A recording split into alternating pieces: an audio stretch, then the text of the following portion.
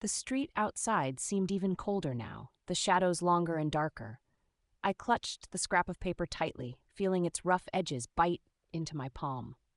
The address on it burned into my mind as I wrestled with the gravity of my next step.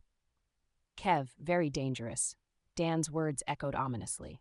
My breath came out in frosty puffs, and I felt the weight of the city close in around me. I dialed Kev's number nervously, each beep sounding like a ticking time bomb. The receiver felt heavy in my hand, as if it bore the burden of the consequences that were sure to follow this call.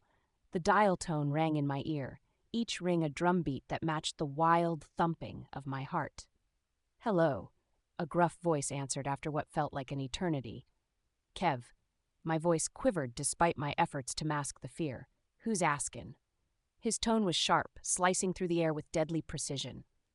"My name is Lydia," I began, forcing a steadiness into my words. "I'm looking for Rory." There was a pause, a silence so deep it felt like the world had stopped spinning for a moment. When Kev spoke again, his voice was colder, more calculated. "Rory made his bed. Now he's got a lie in it," he said. "Why would you be looking for him? And better question, what makes you think I care?"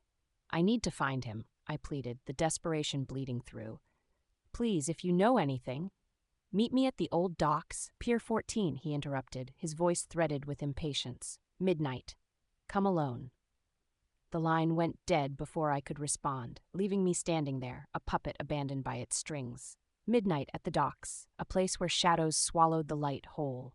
Kev wasn't offering me a choice. This was an ultimatum. As I stared at the phone, a knot formed in my stomach, tightening with every second that passed.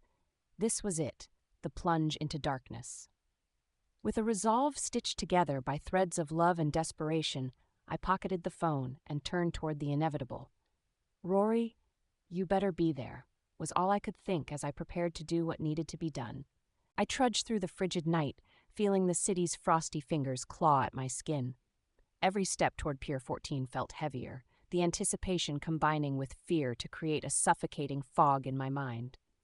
My breath was the only warmth I had, and even that felt fleeting against the chilling air. As I neared the docks, the surroundings grew eerier, the desolate area whispering of forgotten histories and long-buried secrets. Shadows danced malevolently, the moon casting a silver sheen over the silent waters. I scanned the area, searching for any sign of Kev.